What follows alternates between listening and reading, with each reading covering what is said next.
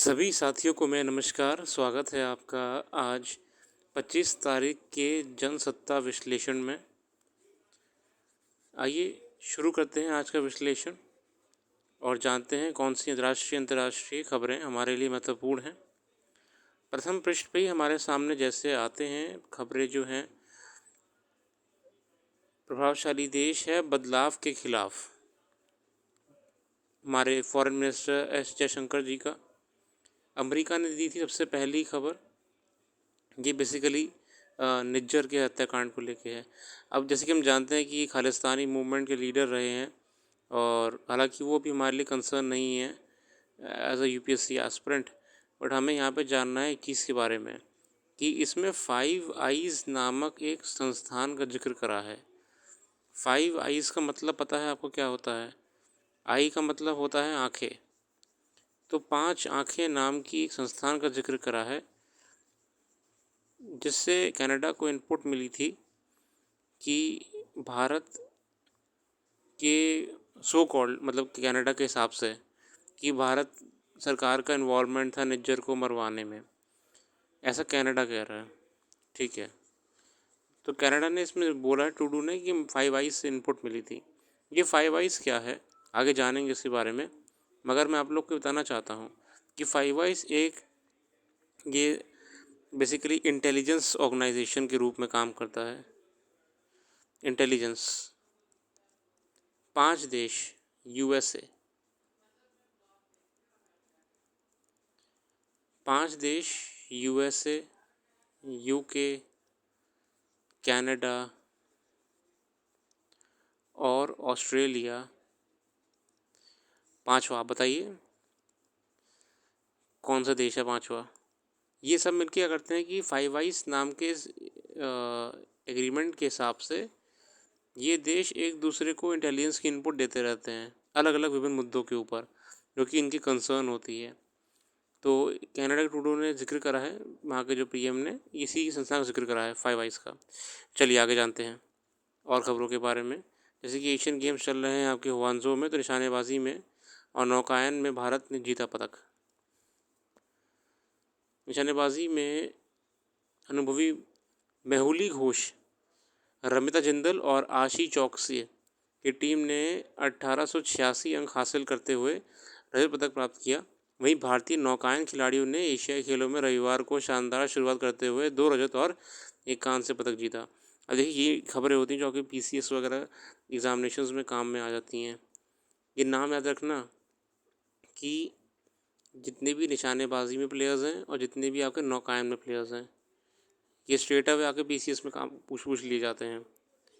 Okay, आगे खबर है जमताड़ा व नूह की जगह भरतपुर व मथुरा नए ठिकाने हैं। ये हम जानते हैं ना, ये स्कैम्स जो होते हैं मोबाइल पे, ये हेलो सर हम XYZ बैंक से बोल रहे हैं, आपका डेबिट कार्ड एक्सपायर होने वाला है, आप मेरे को OTP शेयर कर दीजिए, CVV बता दीजिए, मैं आपका अभी एक्टिवेट कर दूंगा। तो इसमें जमताड़ा बहुत फेमस था। जमताड़ा जो आपकी जगह भारत में ये लगभग 2015 के आसपास में बहुत ज़्यादा खबर चर्चा में भी आई थी। ठीक है, झारखंड में पाया जाता है। तो ये बेसिकली फ़िशिंग स्कैम्स और सेलुलर स्कैम्स को लेके है कि लोग की डिटेल्स मांग लेते हैं कि क्रेडिट कार्ड के, डेबिट कार्ड के, पैसे निकाल लेते हैं, पैसे विड्रॉ कर लेते हैं। इस पर नेटफ्लिक्स में वेब सीरीज भी बनी है। ठीक है, तो कानपुर में स्थापित एक गैर लाभकारी startup future crime research foundation ने अपने नवीनतम अध्ययन पत्र a deep drive input cyber crime trends impacting India में इनके निष्कर्षों का उल्लेख किया है। मतलब भरतपुर और मथुरा ऐसी जगह भी इस समय, और नुहू खासकर, ये ऑनलाइन जो फ़ोन में स्कैम्स होते हैं इसमें बहुत ज़्यादा रेट बढ़ रहा है क्राइम का। ठीक है, आगे आते हैं।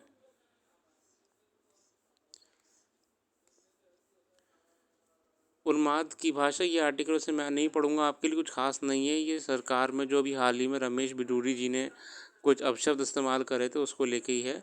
नफरती बयानों पर सख्त रुख दिखाते हुए सर्वोच्च न्यायालय कई मौके पर इसे रोकने का निर्देश दे चुका है, मगर स्पष्ट है कि राजनेताओं ने इसे कभी गंभीरता से नहीं लिया।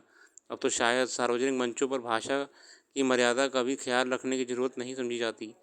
इसी का नतीजा है कि सड़क की भाषा उठकर संसद में पहुंच गई है ना? गलत था। देखिए, किसी भी सांसद को ऐसे माननीय शब्द नहीं बोलने चाहिए किसी माननीय व्यक्ति को। सरकार ने संसद का विशेष सत्र बुलाकर उस संकल्प के साथ नए संसद भवन का प्रवेश किया कि उसमें लोकतंत्र की मर्यादाएं और प्रांगण होगी। मगर विचित्र है कि उसी सत्र में विधूड़ी का एक ऐसा आपत्तिजनक आचरण सामने आ गया। ठीक है, ये हम जानते हैं कि हालांकि हम ये भी जानते हैं कि संसद में क्या होता है ना, अगर आपने पढ़ा होगा ना आर्टिकल 105 अनुच्छेद 105, इसमें प्रिविलेजेस होती है ना, पार्लियामेंट की प्रिविलेजेस। अब क्या होता है, जो भी एमपी मेंबर ऑफ पार्लियामेंट है ना, अगर वो संसद के सत्र के दौरान कोई भी बात बोलता है तो पहली बात तो ये है कि उस पर कोई भी कानूनी कार्रवाई नहीं हो सकती है। ठीक है, उस पर ये इम्यूनिटी होती है कि वो कुछ भी बोल सकता है, प्रिविलेज होती है। हालांकि जो इस समय रमेश बिदूरी जी को लेके चर्चा हो रही है, ये बेसिकली सामाजिक रूप में हो रही है, पर वैसे उन्होंने जो भी बयान दिया है इस पर कोई कार्रवाई नहीं हो सकती, ये पार्लियामेंट में इनको इम्यूनिटी होती है। आप बाकी पढ़ लीजिएगा जो प्रिविलेजेस के बारे में है, इम्यूनिटी के बारे में। अगला आर्टिकल हमारे सामने साथियों, ये बेसिकली माइग्रेशन को लेके विस्थापन का दंश झेलते युद्ध शरणार्थी। देखिए, हम जानते हैं कि शरणार्थी रेफ्यूजीज़ बहुत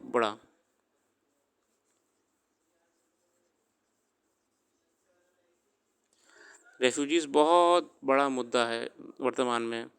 बड़े बड़े देशों में जो युद्ध चल रहे हैं तो लोग वहाँ से अपनी जान बचाने के लिए, अपने भविष्य में छोटे छोटे बच्चों का भविष्य को सिक्योर करने के लिए उन देशों से माइग्रेट कर रहे हैं। ठीक है, माइग्रेट कर रहे हैं बी कंट्री में। इससे क्या हो रहा है कि माइग्रेशन क्राइसिस आ रहा है, क्योंकि दूसरी कंट्री में ये थोड़ी है कोई 1-2 हज़ार करोड़ बीघा ज़मीन खाली पड़ी है और नौकरियाँ हैं। वहाँ पे इतनी पॉपुलेशन आ रही, पहली बात तो कोई लीगल नहीं होता इनमें से, तो उनको वहाँ पे रेफ्यूजी स्टेटस दे दिया जाता है, रेफ्यूजी स्टेटस। तो इसको लेके आर्टिकल दिया हुआ है कि कैसे युद्ध की वजह से सामान्य जनता बिल्कुल परेशान हो गई है। ठीक है, चाहे वो रशियन यूक्रेन वॉर हो, चाहे वो सूडान हो, ठीक है, या फिर वो लंबे समय से चला आ रहा आपका ईरान अफगानिस्तान में युद्ध चल रहे हो, तो इस समय माइग्रेशन को लेके, हालांकि इस समय ईरान में समस्या नहीं है ऐसी कुछ खास, मगर मैं से एग्जाम्पल दिया आपको। ठीक है, माइग्रेशन, ठीक है, रेफ्यूजीज़, पलायन, ये आर्टिकल उसी को लेके है। ठीक है, संयुक्त राष्ट्र में जो आपकी यूएन आपकी जो ह्यूमन माइग्रेशन के लिए देखती है, यूनाइटेड नेशंस ऑर्गेनाइजेशन, बेसिकली उसने भी कई बार इसके बारे में रिपोर्ट्स जारी करी हैं। तो संयुक्त राष्ट्र में शरणार्थी मामले से जुड़े संयुक्त राष्ट्र शरणार्थी उच्चायोग है ना, United Nations high commission for migrate refugees, UNHCR की वैश्विक रुझान रपट को जेनीवा में जारी करते हुए संयुक्त राष्ट्र शरणार्थी एजेंसी के प्रमुख फिलिपो ग्रैंडी, अच्छा ये ध्यान रखना, देखो UNHCR के इस समय अध्यक्ष कौन है, ये देखो, ये चीज़ें आपको साथियों बिल्कुल ध्यान रखनी पड़ेंगी, तभी आपको ये सब क्वेश्चंस आएंगे प्रीलिम्स में तो काम आएंगे। फिलिपियो ग्रैंडे, ठीक है, बहुत ज़रूरी है, हमको इन चीज़ों को ध्यान रखना होगा। उत्पीड़न और मानवाधिकारों के उल्लंघन के कारण करीब 11 करोड़ लोग अपना घर छोड़ना पड़ा। ठीक है, 2022 में करीब 1.9 करोड़ लोग विस्थापित हुए, जिनमें से 1.1 करोड़ से अधिक लोग यूक्रेन और रूस के आक्रमण के चलते हुए अपना घर छोड़ना पड़ा। तो इसमें बहुत सारे आंकड़े भी दिए हुए हैं साथियों। सूडान में इस संघर्ष के चलते अप्रैल 2023 के बाद से अब तक के 20 लाख लोग विस्थापित हुए हैं। ठीक है ना, हर जगह कोई ना कोई आपका जैसे अफ्रीकी देशों में क्या है, इस समय मिलिट्री क्राइसिस चलता रहता है, वहाँ पे ना प्राइवेट आर्मीज़ हैं, वो सत्ता को उठाती रहती हैं, वहाँ के इलेक्शंस को ख़राब कर देती हैं। ठीक है, सूडान से पश्चिमी नागरिकों को निकाले जाने के बाद यहाँ वहाँ हो रहे संघर्ष की खबर अधिकांश अखबारों में से गायब रही। ठीक है, वहीं कॉन्गो गणराज्य, इथियोपिया और म्यांमार में संघर्ष के चलते करीब 10-10 लाख लोग अपने मूल आवास और देश छोड़ने विश्वस हुए हैं। हम ये भी जानते हैं कि भारत में म्यांमार से जो रोहिंग्या वाले व्यक्ति थे, लोग थे, रोहिंग्या समूह के, रोहिंग्या मुस्लिम्स थे, इन्होंने माइग्रेट करा था। कहाँ से करा था? यहाँ से, म्यांमार से भारत आ गए थे। ठीक है, म्यांमार से रोहिंग्या भारत में आए थे, तो बहुत कंट्रोवर्सी रही थी। अच्छा देखिए, अगर मान लीजिए यदि अगर आप लोग को जाना होता है दूसरे देश में, तो आप लोग क्या करना होता है, वीज़ा लगाना होता है, आप लोग को पासपोर्ट लगाना होता है ना। ये लोग जब आते हैं तो ये लोग कैसे, मतलब आप कहीं भी जाओगे आपको वीज़ा लगाना पड़ेगा, वीज़ा आपका अप्रूव होगा, आपको पासपोर्ट बनाना पड़ेगा। मगर रेफ्यूजी से ही चले जाते हैं, इनके पास पैसे भी नहीं होते हैं, नाम मात्र कहने के बहुत कम रुपए होते हैं, ठीक है, बहुत कम रुपए होते हैं। फिर ये लोग वहाँ पे क्या करते हैं, रहते कैसे हैं? इसके लिए क्या है ना, यूनाइटेड नेशन जो आया उसने, ह्यूमन राइट्स कमीशन ने अंतर्राष्ट्रीय कानून बनाए हुए हैं। इस कानून के अंतर्गत अगर कहीं पे भी बड़ी मात्रा में माइग्रेशन पलायन हो रहा है, मान लीजिए ए कंट्री से बी कंट्री में हो रहा है, तो यूनाइटेड नेशन ने ये कह रखा है कि पहली बात तो आप कुछ करो ना करो इन लोगों का, सबसे पहला इनके रहने के लिए शेल्टर बनाओ, ठीक है, एनजीओ से मिलके शेल्टर बनाओ, इनको इनको शेल्टर दो, ठीक है, और प्रॉपर यूएन मॉनिटर करता है उसको, ठीक है ना। आप इनको फूड दो बच्चों को, अरे बच्चों की क्या गलती है, युद्ध हो रहा है यूक्रेन में, वो तो ना जेलेंस्की लड़ रहे हैं, तो बच्ची गलती क्या है? फूड दो, और बेसिक एम्यूनिटीज़ जो हैं दिनचर्या की छोटी मोटी, वो आप इनको दो। उसके बाद आप निर्णय लो कि किसको स्किल आती है तो उसको आप कंट्री में एंटर करने दो, या कुछ भी बात है, महिलाओं बच्चों को आप एंटर करने दो। हेल्थ, अच्छा यहाँ पे हेल्थ की सुविधा दी जाती है, मैटरनिटी वगैरह कुछ सब यहाँ पे डॉक्टर्स होते हैं मौजूद, बच्चों के इलाज करने के लिए भी होते हैं। तो ये सब यूएन ने नियम बना रखे हैं, यूएन ने नियम बना रखे हैं जो आपके रेफ्यूजीज़ के लिए है, माइग्रेशन लोग करते हैं उनके लिए है, ठीक है। इसी को लेकर रिपोर्ट का जो डेटा निकला वही है, डेटा इसमें सूडान का लिखा हुआ है, इसमें यूक्रेन का लिखा हुआ है कि यूक्रेन से लोगों ने माइग्रेशन करा, सूडान से लोग माइग्रेट कर रहे हैं, तो ये डेटा की बात हो रही है यहाँ पे, ठीक है। मुद्दे पे वापस आते हैं।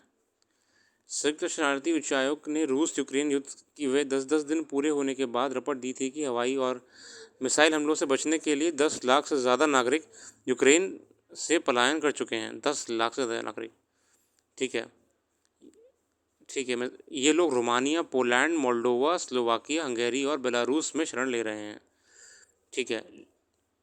Proper United nation human rights जो आपका रेफ्यूजीज़ कमीशन है, ये पूरा मॉनिटरिंग करते हैं चीज़ों का, है ना, और ये हर संभव प्रयास करता है कि वहाँ पे रोज़गार दिया जाए उन लोगों को।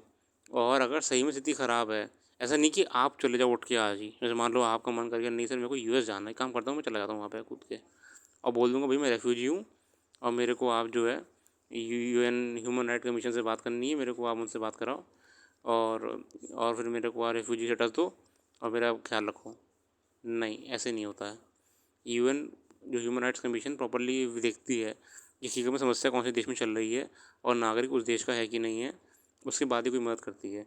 हाँ, अगर सही में आपके इस देश में बहुत ख़राब स्थिति चल रही, युद्ध चल रहा है और सही में स्थिति बहुत ख़राब है, तो यूएन आप जहाँ भी जाते हो ना, तो ये जो रेफ्यूजीज़ कमीशन है आपके, ये लोग इंतज़ाम करते हैं आपका, जैसे मैंने आपको बताया पहले भी, खाने पीने सब कुछ चीज़ का।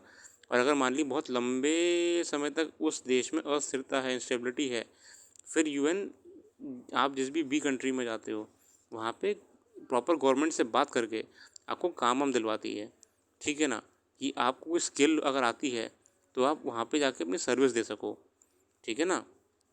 मगर ये सब बातें बहुत टॉप लेवल पे होती हैं, ये तक पूरा वेरीफाई हो जाता है जब ये। और अच्छा, एनजीओज़ की मदद से भी काम होते हैं, जैसे महिलाएं होती हैं, महिलाओं को एनजीओ की मदद से क्या करते हैं, हैंडीक्राफ्ट वगैरह बनाना आता है, तो उनको हैंडीक्राफ्ट बनाना सिखवाते हैं, उनसे सेल करवाते हैं हैंडीक्राफ्ट वगैरह उनसे बनवा के मार्केट में।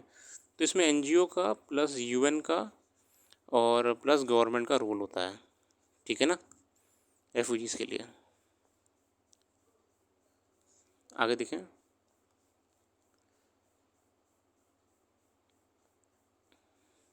जर्मनी ने सबसे ज़्यादा विस्थापितों को शरण दी थी। दरअसल 7 अप्रैल 2018 को 70 नागरिकों की रासायनिक हमले से मौत के बाद डोनाल्ड ट्रंप ने जवाबी कार्रवाई करने का बीड़ा उठाया था। इसे उन्होंने अंजाम तक भी पहुंचा दिया था। शायद इसलिए रूस के उप प्रधानमंत्री ऑक्डी वर्कोविच ने तब ट्रंप का जवाब देते हुए कहा था कि अंतर्राष्ट्रीय संबंध एक शख्स की मिजाज पर निर्भर नहीं होने चाहिए। यूक्रेन युद्ध के में ट्रंप जैसे मिजाज व्लादिमीर पुतिन भी दिखा रहे हैं। शक्तिशाली अमरीकी ऐसे देश के आगे भी आग में घी डालने का काम कर रहे हैं। मतलब ये लोग असल में अपनी खिचड़ी पका रहे हैं ऊपर ऊपर। यूक्रेन की एनएचसीआर प्रतिनिधि कैरोलिना ने कहा है कि दुनिया उन लोगों के आंकड़ों पर गौर कर रही है जिन्होंने पड़ोसी देश में शरण ली हुई है, लेकिन ये समझना जरूरी है कि प्रभावित लोगों की सबसे बड़ी संख्या यूक्रेन के भीतर अब भी मौजूद है।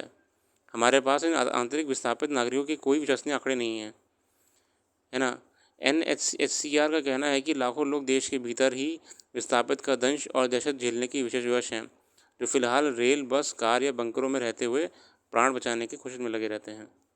बहुत ही अच्छा लेख लिखा हुआ है। इस लेख में बहुत ही संक्षिप्त में चीज़ों के बारे में विवरण करा हुआ है, आप इसका बिल्कुल अध्ययन करिएगा। ये कावेरी जल विवाद को लेके ये वाला लेख है। हम जानते हैं कि कावेरी जल विवाद में अलग से वीडियो लाने वाला हूँ इसके ऊपर। कावेरी जल विवाद, ये आप लोग बताइए कि कावेरी जो है आपका ये कौन से देशों के बीच में है और ये कितने देश हैं, ठीक है। सॉरी, कावेरी वाला आर्टिकल आगे है, थोड़ी गलत हो गई, ये पराली को लेके है, ये पराली को लेके है।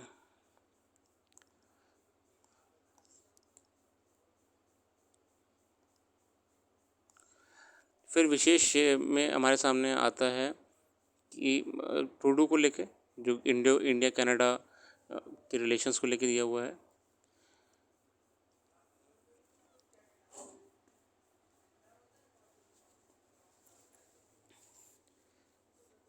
कारोबार की बात आती है कूटनीति की, जिसके लिहाज से मौजूदा अंतर्राष्ट्रीय राजनीति बेहद दिलचस्प दौर में है।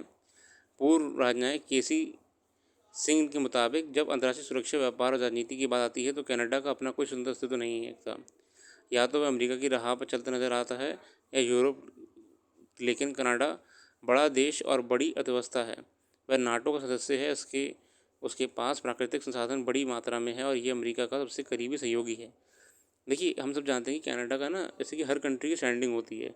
जो लंदन है, सॉरी मतलब ब्रिटेन है, यूके अपने आप में खड़ा है कहीं पे, मतलब वो कंसीडर करा जाता है पावर्स में। यूरोप है, ये अपने आप में कुछ है। कनाडा की ऐसा कोई दबदबा नहीं है डिप्लोमेसी में, कनाडा का ऐसा कोई दबदबा नहीं है, ना कोई ट्रेड डोमिनेट करता है इतना वो, ठीक है। बस वो एक पीसफुल अपना नॉर्मल कंट्री की तरह है, ठीक है।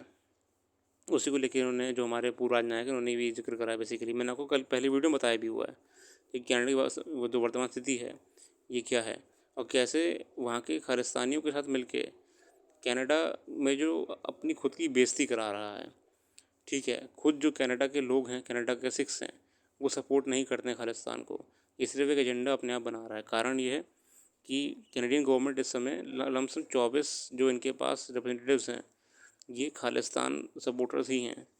अगर एक आसान भाषा में, अगर आप ये जो विधायक हैं इनके, अगर ये जस्टिन ट्रूडो से अपना सपोर्ट खींच लेंगे तो इनकी जो सरकार है ये उसी टाइम गिर जाएगी। इसलिए ट्रूडो को वही करना पड़ रहा है जो खालिस्तानी लीडर्स कह रहे हैं, ठीक है। ट्रूडो अपनी भाषा नहीं बोल रहा है इस समय, खालिस्तानी लीडर्स की भाषा इसलिए बोल रहा है। गवर्नमेंट सपोर्ट लिया हुआ है पूरा इस समय, विधायक पूरे उनके ये करवा रहे हैं। अच्छा लेख है, इसमें बहुत सी बातें करी गई हैं।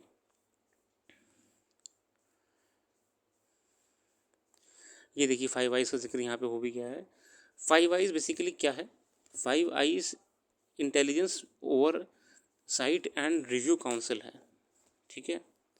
एक खुफिया गठबंधन है। ये जितनी जगह ना जो सीक्रेट एजेंसीज हैं, CIA है USA की, MI6 है, ठीक है। ऐसी जो सीक्रेट एजेंसीज हैं इन देशों की, ये इन लोग के बीच में एक ग्रुप है, ठीक है।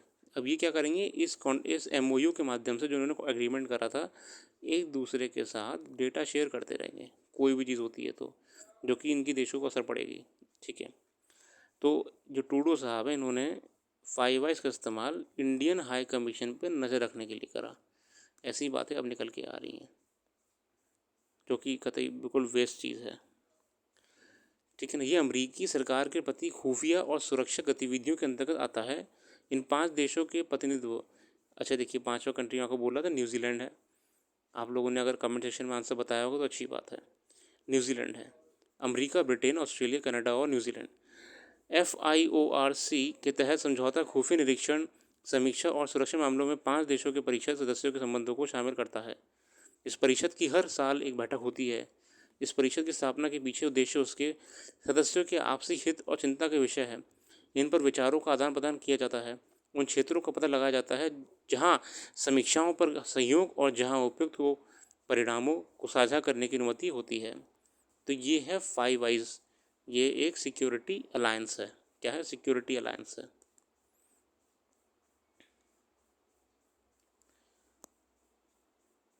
ये बहुत मशहूर हमारे राजनायक रहे हैं, Indian ambassador Indian foreign service के। दोषी साबित होने तक हर कोई निर्दोष होता है। स्वरूप: सिख अलगाववादी की हत्या मामले पर भारत साथ गहराते राजनयिक विवाद में कनाडा के प्रधानमंत्री जस्टिन ट्रूडो की लापरवाही भरी कार्रवाई की आलोचना करते हुए पूर्व भारतीय राजनयिक विकास स्वरूप जी का बहुत बड़ा योगदान रहा है, ने ओटावा से विवाद को कम करने और सच्चाई को सामने लाने के लिए कदम उठाने की को कहा।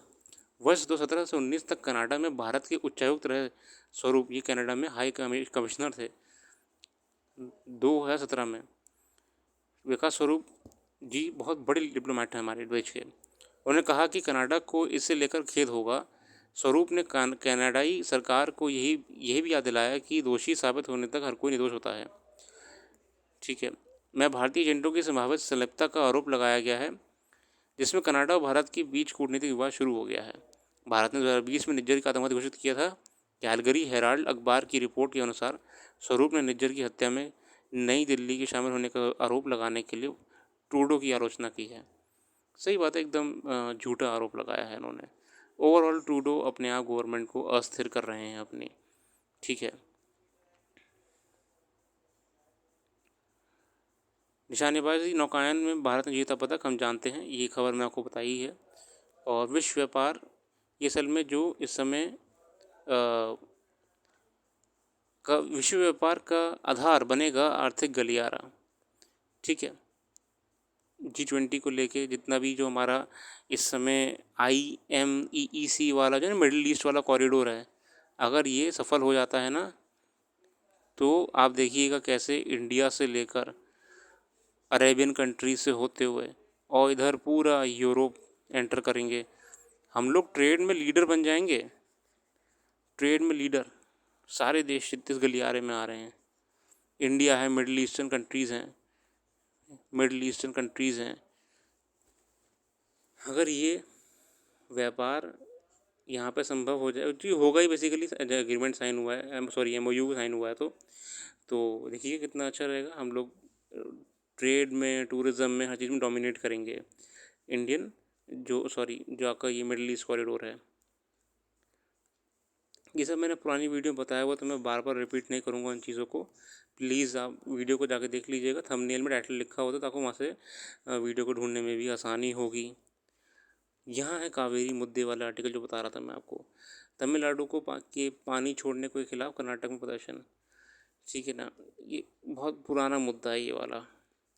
इवन जो कावेरी जल प्रबंधन प्राधिकरण बना है, इसीलिए बनाया गया था कि ये इस मुद्दे को कहीं ना कहीं कंट्रोल में रखा जाए। कावेरी रिवर को लेकर डिस्प्यूट है, हम इसके बारे में जान सकते हैं अलग से। फिर भी मैं आपको इसे पढ़ लेता हूँ एक बार आपके लिए। तमिलनाडु को कावेरी नदी का पानी छोड़ने के खिलाफ कर्नाटक के मांड्य में पर रविवार कोई प्रदर्शन जारी रहा। किसानों और विभिन्न कन्नड़ समर्थक संगठनों ने न्याय की मांग करते को लेकर यहाँ संजय सर्कल पर धरना दिया। देखिए, वाटर डिस्प्यूट इंडिया में बहुत बड़ा कंसर्न रिवर्स को लेकर रहा है, चाहे वो आपका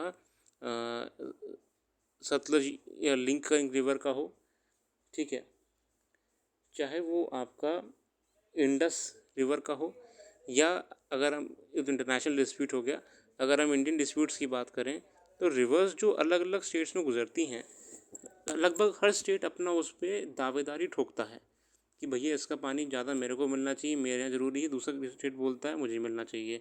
अब इसमें क्या होता है कि अगर गवर्नमेंट प्रयास भी करती है कि डिस्प्यूट सेटल करा जाए, तो कोई ना कोई देश इसमें कोई ना कोई राज्य अपना इसमें अपनी तरफ से अड़ंगा लगा देता है कि नहीं, जैसा मैं चाह रहा हूँ वैसा ही हो। अब क्योंकि कोई भी स्टेट अपना अगर इसमें मीडियम रास्ता नहीं निकालेगा तो पॉसिबल भी नहीं है इसमें कुछ कर पाना। अब जो ये कावेरी डिस्प्यूट है तमिलनाडु कर्नाटक के बीच में, ठीक है, कि वाटर लगभग अगर हम देखें तो 36.76 थाउजेंड मिली क्यूबिक फीट के प्रवाह के लिए है। ठीक है, कोर्ट ने भी कई बार कहा है जिसको लेके कि 10,000 क्यूसेक पानी जो है आपका तमिलनाडु को प्रोवाइड करवाया जाए। ठीक है, जबकि कर्नाटक ने कोर्ट में कहा था कि नहीं, हम कावेरी का 8,000 क्यूसेक पानी ही प्रोवाइड कराएंगे। अब ये मैं आपसे बताना चाह रहा हूँ कि डिस्प्यूट होते क्यों हैं। अगर कोई स्टेट ए है, अगर कोई स्टेट बी है और अगर कोई स्टेट सी भी है साथ में, मान लिया अगर है, तो इसमें कोई भी ना सहमति पे नहीं आता है रिवर के वाटर शेयरिंग को लेके। कोई कहता है भैया मेरे को 10,000 क्यूसेक पानी चाहिए तभी काम चलेगा, दूसरा स्टेट बोलता है कि नहीं मैं इतना दे नहीं पाऊंगा, तीसरा बोलता है कि भाई मेरे को इतना चाहिए। इसलिए डिस्प्यूट रहता है। ट्राइब्यूनल्स भी इसमें डिसीजन जितने भी देते हैं ट्राइब्यूनल्स, मगर ये सेटलमेंट आज तक कभी हुआ नहीं है। ठीक है, अब कभी कोई देश के राज्य कहता है, जैसे कर्नाटक कहता है कि भैया हमारे यहाँ बारिश इस साल बहुत कम हुई है तो मेरे को ज़्यादा पानी चाहिए, पर बी स्टेट बोलता है कि नहीं सॉरी, बारिश तो हमारे यहाँ भी कम हुई तो हम दे नहीं पाएंगे आपको इतना पानी। हर किसी ने अपनी डैम लगा रखी है वहाँ पे, रिवर को कभी रोक लेते हैं पानी भी, कभी पानी कम फ्लो करने देते हैं। ठीक है, कावेरी की अगर हम बात करें तो वो कहाँ से, कावेरी का थोड़ा सा जान लेते हैं, चलो इसी बहाने अब इतनी बात कर ही रहे हैं तो कावेरी का थोड़ा जान लेते हैं। कावेरी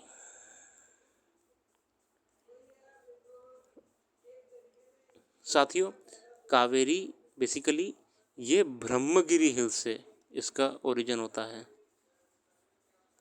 ब्रह्मगिरी हिल्स से, ब्रह्मगिरी हिल्स से होता है ओरिजिन। कहाँ पे, वेस्टर्न घाट। ठीक है, वेस्टर्न घाट में होता है और ओरिजिनली देखा जाए तो वेस्टर्न घाट में भी कर्नाटक क्षेत्र में होता है। ठीक है, अब आगे जानते हैं इसके बारे में। यही फ्लो होते होते तमिलनाडु से गुजरती है आपका, और ये अल्टीमेटली जो है आपकी पौंडीचेरी के माध्यम से, जो नदी है ये आपकी पौंडीचेरी के माध्यम से फिर आपका बे ऑफ बंगाल में जाके समाप्त हो जाती है। बे ऑफ बंगाल में जाके समाप्त हो जाती है। ठीक है, इसकी ट्रिब्यूटरीज की बात कर लेते हैं हम। अगर मैं सिर्फ लेफ्ट बैंक ट्रिब्यूटरीज की बात करूं तो मैं यहाँ पे एल लिख रहा हूँ। लेफ्ट बैंक ट्रिब्यूटरीज हैं इसकी हेमवती, हेमवती, अर्कावती, शिमसा, हारंगी,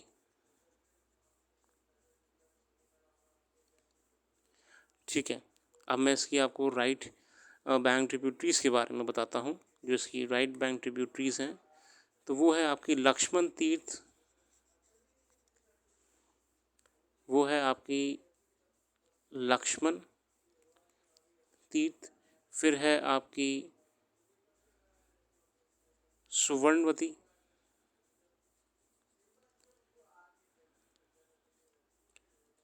नोएल, ये लिख आप लोग लिखते रहिए साथ में, भवानी, कबीनी, काबिनी और अमरवटी। ये ज़रूरी है हमारे लिए साथियों, ये जानना। ठीक है ना, ये हमारे लिए जानना बहुत ज़रूरी है। फिर से आते हैं, आपको अगर मैं समझाने का प्रयास करूं, मैं प्रयास करूंगा, आप लोग समझ गए तो हमारा प्रयास भी सफल रहेगा। अगर हम ये मान लो, ये आपका गुजरात हो गया और ये ऐसे, फिर ये आपका, ठीक है, अज्यूम कर लीजिए ऐसे, ये ठीक है कर्नाटक, ये तमिलनाडु और ये केरला। ये कर्नाटक है, ये केरला, ये तमिलनाडु है। ठीक है, ब्रह्मगिरी हिल से इसका उद्गम हो रहा है। ठीक है, ब्रह्मगिरी हिल से उद्गम हो रहा है यहाँ से, और तमिलनाडु फ्लो होते हुए, ठीक है। बीच में मेट्टूर नाम का ये ध्यान रखना, जितने भी रिजर्वायर इन पे होते हैं, बीच में मेट्टूर रिजर्वायर है आपका, कहाँ पे? तमिलनाडु पे लगा हुआ है, और यहाँ से फ्लो होते हुए आपकी बे ऑफ बंगाल में, यहाँ पे बे ऑफ बंगाल में ये एंड हो जाती है। ठीक है, मेट्टूर डैम। और जो कर्नाटक में इस पे डैम बने हुए हैं, ये भी जान लीजिए एक बार को आप। कर्नाटक पे हम अगर ध्यान रखें तो कृष्णा राज सागर डैम है, कृष्णा राज सागर डैम है, ध्यान रखिएगा प्लीज़। कृष्णा सागर डैम है आपका। ठीक है, अलग से हम इस पर वीडियो बनाएंगे तो आप लोग को और अच्छे समझ में आएगा। ठीक है ना।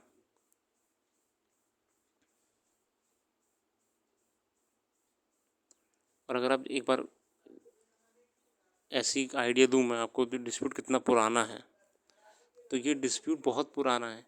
ये 1892 से चल रहा है। ठीक है ना। तब से कुछ एग्रीमेंट्स हुए थे आपके, अगर हम ध्यान करें तो मद्रास प्रेसिडेंसी और मैसूर के बीच में। ठीक है, 1924 के बीच में, किसके बीच में? मैसूर। मैसूर कहाँ पे है? मैसूर कहाँ पे है, जल्दी बताइए। मैसूर मतलब कर्नाटक की बात कर रहा हूँ मैं। और मद्रास प्रेसिडेंसी का है वो तो आप लोग भी जानते हो। ठीक है, 1892 से चल रहा है ये। पानी की शेयरिंग को लेके कोई ना कोई प्रॉब्लम बनी रहती है।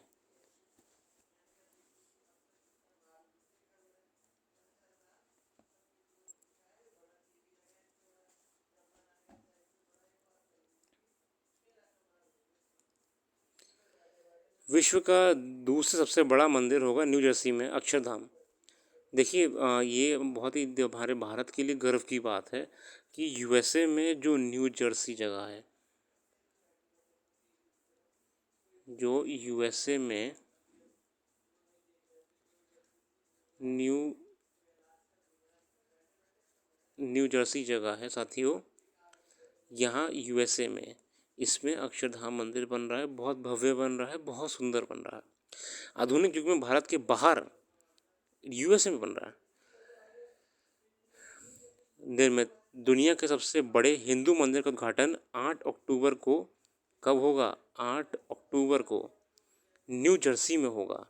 वॉशिंगटन डीसी में लगभग 180 मील उत्तर में स्थित न्यू जर्सी में रॉबिन्सविल टाउनशिप में BAPS बौचासनवसी अक्षर पुरुषोत्तम स्वामीनारायण संस्था, स्वामीनारायण अक्षरधाम मंदिर का निर्माण 2011 में शुरू हुआ था। तो देखिए कब शुरू हुआ था, 2011 में शुरू हुआ था। और इसका निर्माण 12,500 से अधिक वॉलंटियर्स ने करा है। कितने वॉलंटियर्स ने करा है, ध्यान रखिएगा साथियों, 12,500 वॉलंटियर। 2011 में शुरू हुआ था, ध्यान रखिए 2011 में, ये नहीं कल को कोई कहते कि 2014 में ही शुरू हुआ था। ठीक है, तो यहाँ पे बहुत आप देखिएगा यूट्यूब पे बड़ा भव्य बनाया है, बहुत भव्य बनाया है। नई दिल्ली से अक्षरधाम मंदिर 100 एकड़ में बना है। इसे 2005 में आम लोग के लिए खोला गया था। ठीक है, ये नई दिल्ली वाला आपका, जहाँ पे हाल ही में ऋषि सुनक भी गए थे, जिनकी फ़ोटो बहुत वायरल हुई थी। ठीक है, तो ये अच्छी बात है। ठीक है, यहाँ पे जो आपके हमारे भारतीयों के लिए भी गर्व की बात है कि इतना दूर भारत से यूएसए में अक्षरधाम मंदिर खुल रहा है, कितने गर्व की बात है। ठीक है, आगे आते हैं। एशियन गेम्स के बाद देखिए आप रेगुलरली फॉलो करते रहिएगा कि कितने मेडल वगैरह आ रहे हैं। तो ये देखिए आपके सामने, भारत के पास 3 रजत आ गए हैं और 2 कांसे आ गए हैं। ठीक है, हम लोग थोड़ा सा अभी शेड्यूल में जो है और मैचेस खेलेंगे तो हमारा और आगे बढ़ेगा। चाइना के पास समय 30 मेडल आ गए हैं, हमारे पास 5 मेडल आ गए। गर्व की बात है, हमारे भारतीय खिलाड़ी इतनी मेहनत कर रहे हैं। ये देखिए आप इनको। जूनियर विश्व चैंपियन रमिता ने 8 निशानेबाजी में फाइनल में 230.1 स्कोर करके व्यक्तिगत स्पर्धा का कांस्य पदक भी जीता है। ठीक है ना, रमिता जी ने। ये नाम याद रखिएगा, PCS वगैरह एग्जामिनेशन में डायरेक्टली पूछ लेता है। भारत पे इस समय 3 रजत हैं और 2 कांस्य हैं। ठीक है साथियों। ठीक है, निखत निखत ने 2 बार की एशिया चैंपियन के बीच ये मुकाबला मार्च में विश्व चैंपियनशिप फाइनल का दोहराव था, जिसमें इमारती मुक्केबाज ने सर्वोत्तम फैसले में जीत दर्ज कर प्री क्वार्टर में जगह बनाई है अपनी। ठीक है ना, वियतनाम के खिलाफ उन्होंने लड़ा था। ठीक है, और फिर भी फाइनल और स्वर्ण पदक के बारे में अभी ये देखिएगा, स्वर्ण पदक भी गोल्ड ले आएंगे देश के लिए, ये लाएंगे देश के लिए गोल्ड मेडल आगे जाके। चलिए, अच्छा लगता है हमारे देश के खिलाड़ी इतना अच्छा कर रहे हैं। ठीक है, चाहे वो अर्जुन जी हो, अरविंद हो, ठीक है, रजत, ये जितने भी प्लेयर्स हैं, भले ही इस समय सिल्वर मेडल आ रहे हो, मगर ये हम सब के लिए गोल्ड है, क्योंकि इनका जो मेहनत है, इनका जो अथक परिश्रम लंबे समय से चला आ रहा है, ये गोल्ड ही है हमारे लिए, हम इसको सिल्वर नहीं देखते हैं। ठीक है, और हम चाहते हैं कि हर युवा ऐसा बेहतर प्रदर्शन करे, और आप लोग भी इस तैयारी में एंटर करें हैं तो आप भी गोल्ड हैं। अपनी देखिए तैयारी को डेली ओके रखिए, करंट अफेयर्स को रेगुलरली फॉलो करिए। ठीक है, ऐसा नहीं है कि आपने करंट अफेयर्स आज करी फिर बंद कर दी, ऐसा कोई बड़ा खिलाड़ी जीतता नहीं एशियन गेम में, ओलंपिक्स में। डेली बेस पे एक दिन करा, फिर दूसरे दिन भी करा, तीसरे दिन भी करा, चौथे दिन भी करा, रेगुलर रहिए करंट अफेयर्स में प्लीज़। पाँचवें दिन भी करा, छठे दिन भी करा, रेगुलरली, चेन ब्रेक ही नहीं होनी है। अगर आप ये चीज़ रेगुलरली करेंगे तभी आप पाएंगे कि आपके लिखने में, आपके सोचने में, आपके उत्तर देने में परिवर्तन आया है, आपके आंसर राइटिंग में दिखेगा परिवर्तन। आप इंटरव्यू में बैठेंगे तो आपको अलग ही एक पर्सोना होगा, आप MCQ सॉल्व करने बैठेंगे तो आपका अलग ही एक एक्यूरेसी लेवल आएगी। यही एक्यूरेसी लेवल हमको चाहिए साथियों, कि हम एक अच्छे तरीके से इस एग्ज़ामिनेशन में, इन परीक्षाओं में कामयाब हों। बाकी मैं आज के लिए इतनी रखता हूँ। अब मैं आप सबसे अनुमति चाहूँगा। आप सभी को शुभकामनाएं, और आप सभी को अपना कीमती समय देने के लिए बहुत बहुत धन्यवाद। आपका दिन शुभ हो।